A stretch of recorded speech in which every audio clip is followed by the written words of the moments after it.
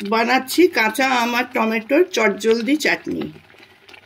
3-4টে কাঁচা আম খোসা ছাড়িয়ে কুচো করে নিতে হবে। 2-3টে টমেটো কুচিয়ে নিতে হবে। দুটোকে একসঙ্গে মিক্সিতে ভালো করে বেটে নিয়ে কড়াইতে সর্ষের তেল আর 5 ফোড়ন আর একটা শুকনো লঙ্কা ফোড়ন দিয়ে ঢেলে দিতে হবে মিশ্রণটা।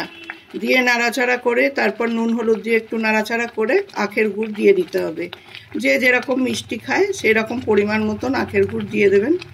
দিয়ে ভালো করে নাড়াচাড়া করে যখন আঠা আঠা মতন হয়ে আসবে নাড়তে নাড়তে, তখন গ্যাস বন্ধ করে দেবেন। ওপরে ভাজা মশলা হিসাবে শুকনো লঙ্কা আর 5 ফোড়ন শুকনো খোলায় ভেজে বেলুন চাকিতে গুঁড়িয়ে দিয়ে দেবেন। এটা এমনি খেতেও খুব ভালো লাগে। ফ্রিজে রেখে দিলে অনেক দিন পর্যন্ত রেখে খাওয়া যায়। খেতে খুব টেস্টফুল হয়।